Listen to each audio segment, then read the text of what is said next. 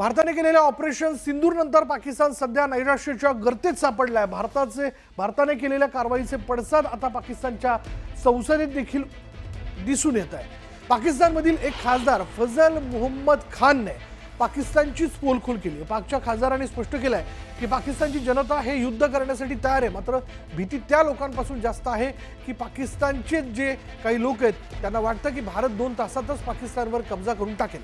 त्यामुळे पाकच्या खासदाराच्या या वक्तव्याने पाकिस्तानची पुरती पोलखोल झाली आहे कि पाकिस्तानी कौम दिल में ये जज्बा लेके जंग की तरफ उस वक्त कदम बढ़ाती है जब मजबूर हो। जज्बा क्या होता है कि अगर गया तो शहीद और अगर वापस आया तो गाजी। तो जहां पे गाजी और शहीद का जज्बा हो तो उसको इंशाअल्लाह कभी भी शिकस्त नहीं मिलेगी। जो ये बात करता है कि अगर हिंदुस्तान चाहे तो 2 दिन में पाकिस्तान पे काबिज हो जाए, ऐसे अल्फाज इस्तेमाल होते हैं पाकिस्तान के लिए कि हिंदुस्तान अगर चाहे तो 2 घंटे में ले सकता है। अपने सर्कल्स में कहता है कि हिंदुस्तान काबिज हो जाएगा और मोदी का कैंप ऑफिस 4 सद्दा में होगा। ऑपरेशन सिंदूरच्या दणक्यानंतर पाकिस्तानने रात्रीच्या अंधारात भारतीय सीमेवरील ठिकाणांना लक्ष्य करण्याचा प्रयत्न केला। सलग 3 दिवस पाकिस्तानकडून भारतावर ड्रोन आणि मिसाईलचे हल्ले सुरूच आहेत। पाकच्या फायटर जेटनेही भारतातील ठिकाणांवर बॉम्बिंग करण्याचा प्रयत्न केला, पण भारताच्या घातक एअर डिफेन्स सिस्टीमने हा प्रयत्न हाणून पाडला। भारताची एअर डिफेन्स सिस्टीम 3 टप्प्यात काम करते। पहिली लेअर म्हणजे पॉइंट एरिया डिफेन्स सिस्टीम। या शॉर्ट रेंज सिस्टीममध्ये आकाशसारख्या क्षेपणास्त्रांचा वापर होतो। 25 किलोमीटरच्या अंतरावर असलेले शत्रूचे मिसाईल किंवा ड्रोन नष्ट करण्यासाठी शॉर्ट रेंज मिसाईलचा वापर केला जातो। पुढची लेअर म्हणजे medium range surface to air missile. 25 किलोमीटरपेक्षा जास्त अंतरावर असलेले शत्रूचे मिसाईल, ड्रोन्स किंवा फायटर जेट्स उद्ध्वस्त करण्यासाठी मीडियम रेंज मिसाईलचा वापर केला जातो। तर तिसरी आणि अत्यंत महत्त्वाची लेअर म्हणजे long range surface to air missile. लांब पल्ल्याचं टार्गेट नष्ट करण्याची मारक क्षमता लॉंग रेंज डिफेन्स सिस्टीमची असते। यात भारताचं सुदर्शन चक्र म्हणजेच S-400 आणि पृथ्वी एअर डिफेन्स सिस्टीमचा समावेश आहे। साधारणपणे 200 किलोमीटरवर असलेलं शत्रूचं विमान आणि क्षेपणास्त्र नष्ट करण्याची ताकद या लॉंग रेंज डिफेन्स सिस्टीमची असते।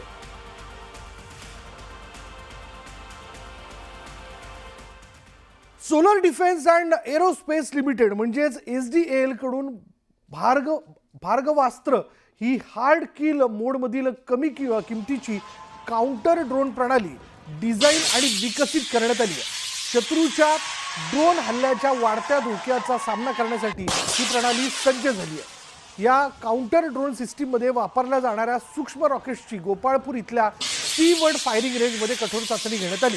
13 मे 2025 रोजी गोपाळपूर इथे भारतीय लष्कराच्या वरिष्ठ अधिकाऱ्यांच्या उपस्थितीत रॉकेटच्या 3 चाचण्या घेण्यात आल्या। 2 चाचण्यांमध्ये प्रत्येकी एका रॉकेटचं प्रक्षेपण करण्यात आलं। एका चाचणीमध्ये 2 सेकंदात 2 रॉकेट सॅल्वो मोडमध्ये सोडण्यात आले। 4ही रॉकेट्सनं अपेक्षेप्रमाणे कामगिरी केली आहे।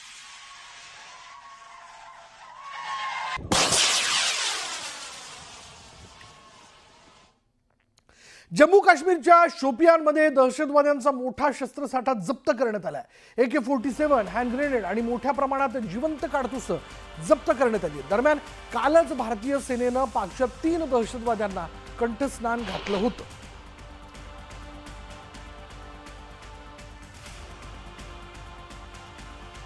जम्मू काश्मीरच्या शोपियानमध्ये दहशतवाद्यांचा मोठा शस्त्रसाठा जप्त करण्यात आला। AK-47 हँड ग्रेनेड आणि मोठ्या प्रमाणात जिवंत काडतुस जप्त करण्यात आली आहेत। दरम्यान कालच भारतीय सेनेने पाकच्या 3 दहशतवाद्यांना कंठस्नान घातलेलं होतं। आणि जी सामुग्री जप्त करण्यात आलेली त्यामध्ये आपण बघतो की AK-47 आहेत, हँड ग्रेनेड आहेत, शिवाय जो व्यक्ती आहे त्याने इथे येऊन स्वतःचं आधार कार्ड देखील बनवून घेतलेलं होतं।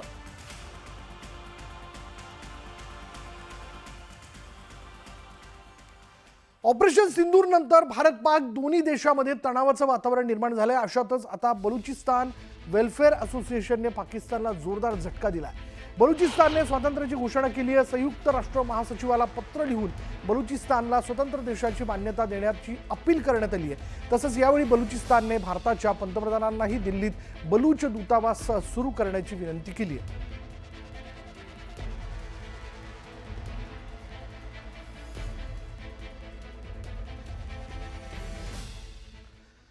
ऑपरेशन सिंदूर राबवत भारतानं दिलेल्या दणक्यानं पाकिस्तान पुरतं हादरून गेलं आणि यानंतर आता पाकिस्तानानं नरमाईची भूमिका घेतली. पाकिस्तानात चुकून नियंत्रण रेषा ओलांडून गेलेल्या BSF जवान PK साहू याला पाकिस्तानने तात्काळ परत पाठवलं. तब्बल 22 दिवसानंतर पाकनं साहू याची सुटका केली. पाकिस्ताननं त्यांना 23 एप्रिलला पकडलेलं होतं. मात्र आता भारतासोबत शस्त्रसंधी झाल्यानंतर पाकिस्ताननं त्यांना सोडले, तर भारतानंही पाक रेंजरची सुटका केली आहे.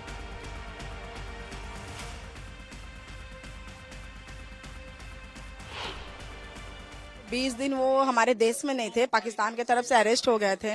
तो आज तो बहुत ही खुशी हुई। सुबह में ही फोन आया था CO साहब का वहां से कि देखिए वो PK साहब आ गए हैं, इंडिया आ चुके हैं, टेंशन मत लीजिए, वो एकदम सही सलामत है, आप टेंशन मत लीजिए, बिल्कुल ठीक है। और मेरे हस्बैंड ने भी मुझे वीडियो कॉल किया था, एकदम टोटली वो फिट है, फिजिकली फिट है, और बोल रहे थे कि टेंशन मत लो, मैं ठीक हूँ, मैं फ्रेश होकर मैं तुमको 3 बजे फोन करता. अरुणाचल प्रदेशमधील काही ठिकाणांची नावं बदलण्याचा प्रयत्न पुन्हा एकदा चीनकडून करण्यात आलाय. चीनच्या या कुरापतीला भारताच्या परराष्ट्र मंत्रालयाने सडेतोड उत्तर दिलंय. नावं बदलली तरी वास्तव बदलणार नाही. अरुणाचल प्रदेश हा भारताचा अविभाज्य भाग आहे असं उत्तर परराष्ट्र मंत्रालयाने दिलेलं आहे. चीनकडून भारतीय राज्य अरुणाचल प्रदेशमधील काही ठिकाणांची नावं बदलण्याचा निरर्थक आणि हास्यास्पद प्रयत्न असल्याचं भारतानं स्पष्ट केलं. नावं बदलून वास्तव बदलणार नाही. अरुणाचल प्रदेश हा भारताचा अविभाज्य भाग आहे आणि नेहमीच राहणार असं भारतानं चीनला ठणकावलंय. भारतामध्ये चीनचं मुखपत्र ग्लोबल टाइम्सवर बंदी घालण्यात आली आहे. भारतामध्ये ग्लोबल टाइम्सच्या पोर्टलला ब्लॉक करण्यात आलंय. आता एक क्षणाची महत्त्वाची घडामोड आपण बघतोय. एकीकडे चीननं अरुणाचल प्रदेशमधील काही ठिकाणांची नावं बदलण्याचा प्रयत्न केलेला आहे, पण हा प्रयत्न निरर्थक असल्याचं भारतानं म्हटलेलं आहे. अरुणाचल प्रदेश हा भारताचा अविभाज्य भाग आहे आणि तो राहील असं त्यांनी ठणकावून सांगितलं. आणि यानंतर आपण बघतोय की भारतामध्ये चीनचं मुखपत्र ग्लोबल टाइम्सवरती बंदी घालण्यात आली आहे. भारतामध्ये ग्लोबल टाइम्सच्या पोर्टलला ब्लॉक करण्यात आलंय. अमेरिकेचे संरक्षण तज्ञ जॉन स्पेन्सर यांनी पाकिस्तानची पोलखोल केली. त्यांनी एक्सवर ऑपरेशन सिंदूरवर एक डिटेल लेख लिहिला. यामध्ये स्पेन्सर यांनी भारताचं तोंड भरून कौतुक केलं. भारतानं केलेल्या हल्ल्यावर पाकिस्तानकडे कोणतंही उत्तर नव्हतं. भारतानं फक्त 4 दिवसात इतिहास बदलून टाकला. भारताचं हे निव्वळ प्रत्युत्तर नव्हतं, तर एक व्यवस्थितपणे आखलेली रणनीती होती आणि या कारवाईत भारतानं आपली सैन्य शक्ती किती भक्कम आहे हे जगाला दाखवून दिलंय. तसंच भारत पहिल्यांदा कधीही हल्ला करत नाही, पण जे त्यांच्यावर आक्रमण करतात त्यांचा शेवटही करायला मागे पुढे पाहत नाही हे दाखवून दिलं.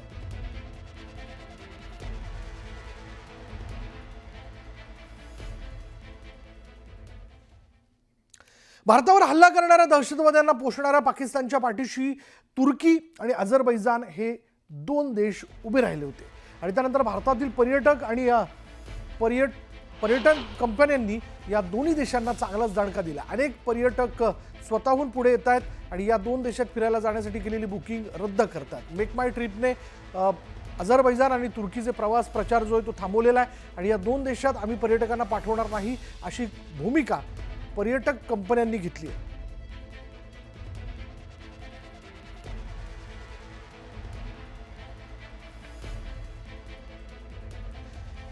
भारत पाकिस्तान यांच्यात तणावाची स्थिती जी आहे ती जगभरातनं, या स्थितीमध्ये जगभरातनं भारताला मोठा पाठिंबा मिळतोय.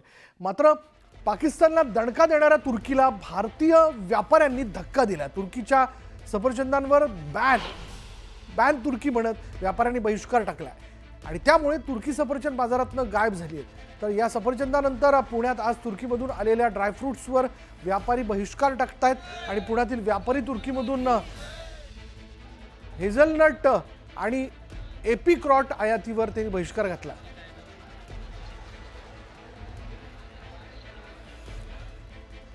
भारत पाकिस्तान यांच्या तणावाची स्थिती जी आहे ती जगभरातनं या स्थितीमध्ये भारताला मोठा पाठिंबा मिळताना दिसतोय. मात्र भूकंपावेळी मदत करूनही पाकिस्तानला पाठिंबा देणाऱ्या तुर्कीला पुण्यातील व्यापाऱ्यांनी धक्का दिला. तुर्कीच्या आपण बघतोय महत्त्वाची बातमी ही.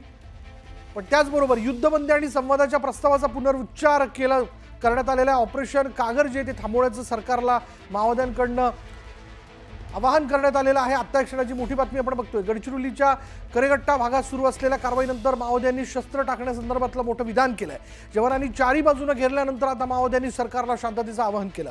माओवाद्यांच्या केंद्रीय समितीनं प्रसार माध्यमांना या संदर्भातलं पत्र पाठवलं आणि या पत्राच्या माध्यमातून युद्धबंदी आणि संवादाच्या प्रस्तावाचा पुनरुच्चार करण्याची मागणी करण्यात आली आहे. तर सरकारनं आपलं ऑपरेशन कागर थांबवावं आणि चर्चा करावी असं आवाहन करण्यात आलं. आतापर्यंत 22 माओवाद्यांचा खात्मा झाल्याची माहिती देखील या पत्रातून देण्यात आली आहे. तर मार्च 2026 पर्यंत देशाला माओवादमुक्त करण्याचा निर्धार प्रशासनानं घेतला. केंद्रीय एवं विभिन्न राज्यों की पुलिस ने मिलकर नक्सलियों के गढ़ के रूप में चिन्हित दुर्गम अंचल जैसे कि बिहार में स्थित चक्रबंधा पहाड़ी इलाका, झारखंड में स्थित बूढ़ा पहाड़ एवं आप जहां बैठे हैं वहां के नज़दीक कर्रेगटालू पहाड़ को केंद्रीय बलों ने राज्य पुलिस के साथ मिलकर ऑपरेशन चलाकर नक्सल मुक्त किया है. यह दुर्गम पहाड़ी अंचल नक्सलियों के गढ़ के रूप में कार्य कर रहे थे एवं सुरक्षा बलों के लिए लंबे समय तक नो गो इलाके थे. इनके क्लियर होने से आने वाले समय में नक्सल मुक्त भारत के लक्ष्य की प्राप्ति अति सहज होती दिखती है. हम मार्च 31, 2026 तक देश को निश्चित तौर पर नक्सल मुक्त करेंगे.